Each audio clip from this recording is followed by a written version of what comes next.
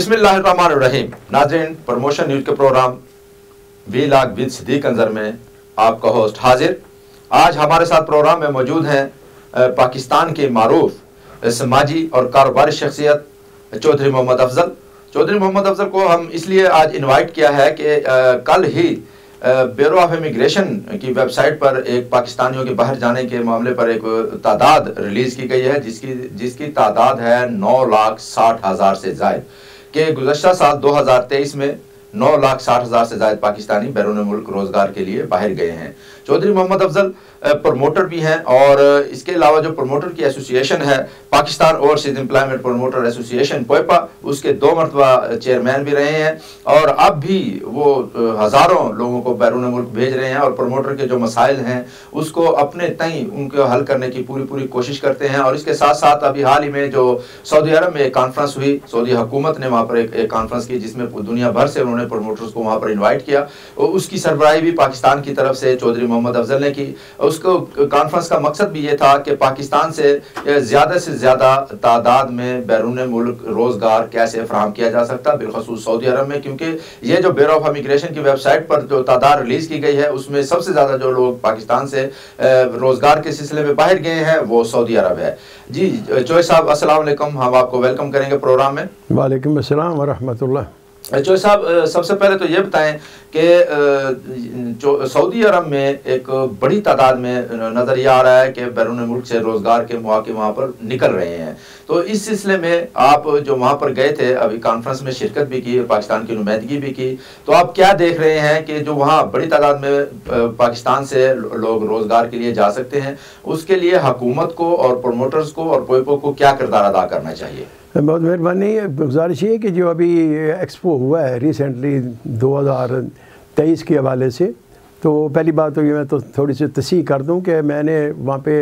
नुमाइंदगी नहीं की, मैं हम अपनी एक है जो हमारी एंटिटी है उसका हमने वहाँ पे स्टॉल लगाया था और इससे के अलावा और भी हमारे 6-7 प्रमोटर्स कम्युनिटी के जो दोस्त हैं उन्होंने भी उसमें पार्टिसिपेट किया। और इसके अलावा स्टॉल होल्डर के अलावा भी हमारी काफ़ी तादाद में प्रमोटर कम्युनिटी वहाँ पे तशरीफ़ ले गई थी। वहाँ पे मौक़े, इसमें कोई शक नहीं है कि सऊदी गवर्नमेंट बल्कि ममलकत सऊदी अरबिया हमारा बरादर इस्लामी मुल्क है और हमेशा पाकिस्तान के लिए उसकी हमदर्दियाँ हर आदमी को पता है और हर मौके के ऊपर उसने अपना किरदार अदा किया है। और अब भी तकरीबन कमो बेश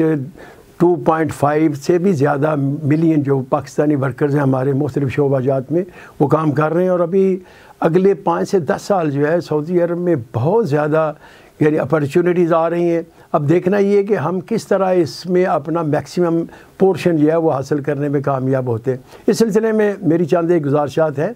क्योंकि हमारी बेशुमार यानी कमी कोताहियों के बावजूद हमारे वर्कर जो है वहाँ से कंपनियों से एस्केप हो जाते हैं। इसके अलावा और बहुत ज़्यादा बाज़ औक़ात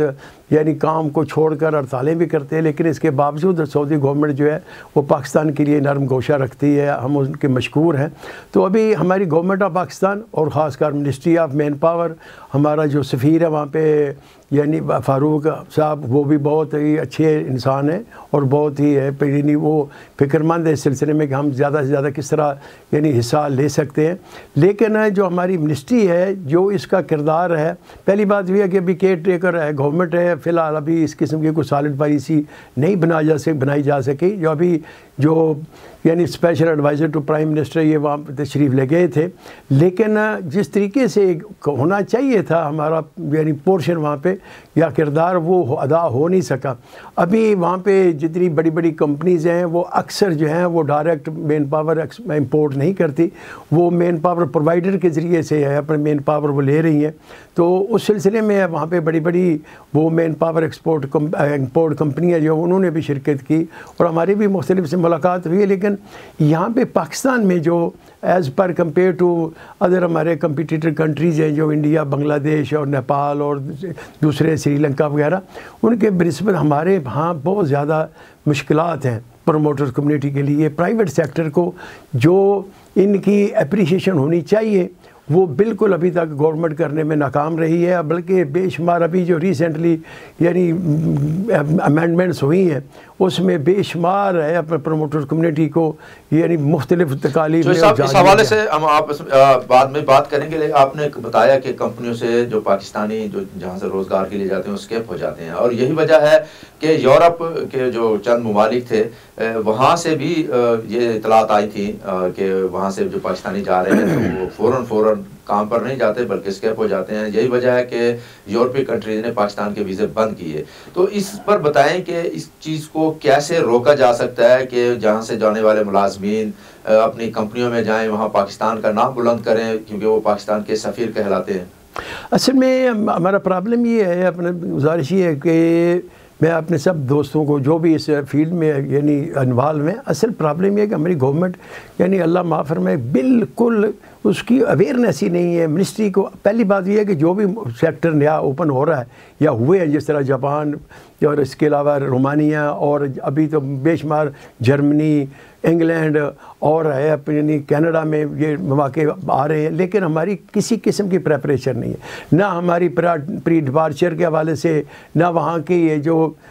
आइन और लॉ है उसकी अवेयरनेस के हवाले से, लैंग्वेज के हवाले से, उनकी रिक्वायरमेंट के मुताबिक यानी को टेक्निकली या अखलाकी तौर पे प्रेपरेशन नाम की कोई चीज़ नहीं है, कोई इंस्टीट्यूट ऐसा नहीं है। हम जितने भी हैं फिर उसी के मुताबिक प्राइवेट सेक्टर भी उसी तरह एक्ट करता है। पहली बात यह है कि कौन सा इदारा है जिसमें यानी उन ममालिक की रिक्वायरमेंट के मुताबिक प्रेपरेशन के लिए कोई यानी इसके लिए खातिर खा कोई काम किया गया। बिल्कुल गवर्नमेंट्स की सतह पर ये काम होना चाहिए, और जो नहीं हो पा रहा है क्योंकि प्रमोटर्स तो बाहर भेजने के चक्कर में मेरे ख्याल में लगे रहते हैं, जितने ज़्यादा तादाद में बाहर भेज सकते हैं भेजें, लेकिन ये क्योंकि कानून है पाकिस्तान का 1973 का एक्ट है, इमिग्रेशन एक्ट है, और इसी तरह बहुत से कानून हैं जिसे लागू करके ये काम किया जा सकता है। उधर से तवज्जो ज़रा कम ही होती है। और मुझे बताइएगा कि यही वजह है कि हम अपने जो यहाँ से लोग जा रहे हैं बाहर बैरून मुल्क रोज़गार के लिए, तो वो उनकी एक्टिविटी और बिलखसूस प्रमोटर जो लोग बाहर भेज रहे हैं पाकिस्तान से, उनकी जो एक्टिविटी हैं वो भी चेक करने की ज़रूरत है। ये बताइएगा कि दुबई का एक बड़ा सेक्टर है, जैसे ब्यूरो ऑफ इमिग्रेशन ने अपनी वेबसाइट पर बताया कि बड़ी तादाद में 9,60,000 लोग बाहर गए पाकिस्तानी। तो अब हमारा जो दूसरे नंबर पर सेक्टर था वो था यूएई। अब यूएई में पाकिस्तान पर पाबंदी लगा दी है वर्क वीज़े पर, जो बाकायदा तो अनाउंस नहीं किया गया, लेकिन अब वीज़े भी वो रिलीज़ नहीं किया, और इस बात को तकरीबन 2 महीने होने को है। तो आप बताइएगा इसमें कसूर किसका है, क्योंकि गवर्नमेंट ऑफ पाकिस्तान की तरफ से इस पर कोई बात नहीं की जा रही है, ना बाहर आ रही है, क्या हो रहा है क्या नहीं हो रहा है, आप बेहतर समझते हैं कि ये क्या मामला है और इसे कैसे इस सिलसिले में गुजारिश है कि हमारी जो एम्बेसीज होती है ना मुख्तलिफ कंट्रीज़ में, उसका मेन काम ही होता है they are representing their country, यानी सफ़ीर मीन्स के आया वो एक जो हिस्सा होता है वो पाकिस्तान होता है। अब होना तो ये चाहिए था कि जिस वक्त जिस वजह से भी पाबंदी लगी है तो उनको हमारी एम्बेसी को, CWO को और फॉरेन ऑफिस को इसमें फौरी तौर पे इंटरवीन करना चाहिए था, क्योंकि हमारे पाकिस्तान में अभी सबसे बड़ा जो सोर्स ऑफ इनकम और रेमिटेंस है वो सिर्फ़ और सिर्फ ये वो यानी मेन पावर है जो हमारे मुख्तलिफ है बरादर मुल्कों में जाके काम कर रही है, और वही उसका रेमिटेंस जो आता है उसी से है अल्हम्दुलिल्लाह मेजर हमारा जो है सोर्स ऑफ इनकम है। लेकिन बदकिस्मती से हमारे चौधरी साहब, मैं आपसे सवाल करूँगा, आपको कट कर रहा हूँ कि ये पाबंदी लगी क्यों? इसके लिए मैं मुख्तलिफ वजूहत हैं जो कि अपना पहली बात है कि गवर्नमेंट नहीं बतलाती, ना ही है इनके इल्म में है, वो अपनी गवर्नमेंट की अपनी है, अब उनकी जो होस्ट कंट्री होता है उसकी मुख्तलिफ वजूहत होती हैं। अभी तो उन्होंने इंडिया के ऊपर भी पाबंदी लगा दी थी। हम पहले ये समझ रहे थे कि कुछ लोगों ने जो नाकबंदेश हैं कहते हैं जी कि वहाँ पर पाकिस्तानी बैगर थे या इस किस्म का कोई मसला, बिल्कुल ऐसी कोई चीज़ नहीं थी। लेकिन आया उनका कोई और है अपने को प्रॉब्लम होगा, क्योंकि यानी ज़ाहिरी तौर पर उन्होंने नहीं बतलाया। अब ये पाबंदी खत्म करने के लिए हुकूमत को या पोइपा को क्या किरदार अदा करना चाहिए? किसके लिए ये जो पाबंदी लगी है इसको खत्म करने अभी इसके लिए, क्योंकि अभी ये तो क्योंकि अभी हम सिर्फ पाकिस्तान के लिए नहीं रही, ये अभी इंडिया भी उसमें आ गया है, इंडिया के ऊपर भी पाबंदी लगी है। तो अभी मेरा हाल है ये जल्दी जब ओपन होगी तो इंशाल्लाह पाकिस्तान के लिए भी होगी, लेकिन हमारी गवर्नमेंट को यानी मिनिस्टर ऑफ यानी साहब ये बताइएगा कि ये जो इमिग्रेशन एक्ट आया है इसमें हुकूमत पाकिस्तान से इसमें जो तरमीम की गई हैं, इससे प्रमोटर को क्या फलाह के कोई काम अब जारी हो सकेंगे या इससे मुश्किलात बढ़ी हैं, और इसे जो ये सिस्टम है जो पोइपा का सिस्टम है, प्रमोटर्स का सिस्टम है, ये बेहतरी की तरफ जाएगा या बिल्कुल ख़त्म होने की तरफ जाएगा? असल में गुजारिश ये है कि असल में गवर्नमेंट को या मिनिस्ट्री को होना तो ये चाहिए कि सुपरमेसी का या सुपरविजन का काम करे, वो ज़ाते खुद रिक्रूटमेंट ना करे, जैसे कि OEC को है यानी पूरी गवर्नमेंट जो है मिनिस्ट्री, और इसी तरह special adviser to prime minister वो भी इसको बहुत ज़्यादा हाईलाइट कर रहे हैं, और अभी तक किया अभी जो एक्सपो हुआ है उसमें भी उन्होंने इसको बहुत ज़्यादा हाईलाइट किया, बल्कि जितने 4 दिन रहा है। और एम्बेसडर साहब, CWA, वेलफेयर और है पर ये जो स्पेशल एडवाइज़र, ये वहाँ पे तशरीफ़ ले गए और वहाँ पे सारा दिन वहाँ पे बैठे रहे। ये ऐसा नहीं होना चाहिए। जो आपने जो मेरी बात अभी जो आपने फरमाया तरमीम के हवाले से, जो अभी अमेंडमेंट्स हुई हैं, ये टोटली प्रमोटर के ख़िलाफ़ गई हैं। एक भी चीज़ जो है प्रमोटर के फेवर में काश के है। अपने ये जो तरमीम है, ये हमारी प्योपा जो है, ये इसके ऊपर बिल्कुल चुप साधे हुई है। ये ऐसा नहीं होना चाहिए था। जो अभी देखें, ये सिंपल सी बात है कि अगर प्रमोटर जो कि अपने यानी कुव्वत बाजू के ऊपर अपनी इन्वेस्टमेंट करके इतनी बड़ी तादाद में ये मेन पावर एक्सपोर्ट करता है, तो बजाय इसके कि उसको अप्रिसिएशन हो, बजाय इसके कि उसको फैसिलिटेशन हो, उसके लिए हर्डल क्रिएट किए गए। कि मिसाल के तौर पर अगर एक आदमी 15-20 साल है पर वो सर्विस करता है और वो फौत हो जाता है, तो उसका पहले जो फ्री ऑफ कास्ट होता था, अभी 15 लाख रुपया। अभी ये पहले जो बंदा बाहर जाता था, तो जब प्रमोटर वहाँ पे भेज देता था, अगर कंपनी और एम्प्लॉई और एम्प्लॉयर के दरमियान किस्म का कोई मसला होता था, तो एम्बेसी इंटरवीन करनी चाहिए। ना कि उन्होंने सारा मलबा जो है अभी ठोक दिया है इसके ऊपर, प्रमोटर के ऊपर, कि अगर वो किसी भी वक्त वापस आएगा तो उसकी जो पेमेंट है या जितना भी नुकसान है वो प्रमोटर को अदा करना पड़ेगा। तो इसके लिए मेरा ख्याल है कि हमें बिज़ाते खुद जो आपने अभी सवाल किया, इसके हल के लिए, अभी ये तो मसला है ना, लेकिन असल मसला है कि इसका हल क्या है। तो इसके लिए मैं सोच रहा हूँ कि इंशाअल्लाह बहुत जल्द हम पूरे पाकिस्तान की कम्युनिटी को हम है अपने इधर इस्लामाबाद में बुलाएंगे, उनसे आरा लेकर, तो फिर हम इंशाअल्लाह थ्रू बजरिया कोर्ट, बजरिया है अपने जो भी हो सकेगा सारे सोर्स इस्तेमाल करेंगे। जितनी भी इलीगल गैर यानी कानूनी और जुल्म और ज़्यादती के ऊपर जो मबनी तरामीम की गई हैं, उनको इंशाअल्लाह वापस दिलाएंगे। थैंक यू वेरी मच चोई साहब।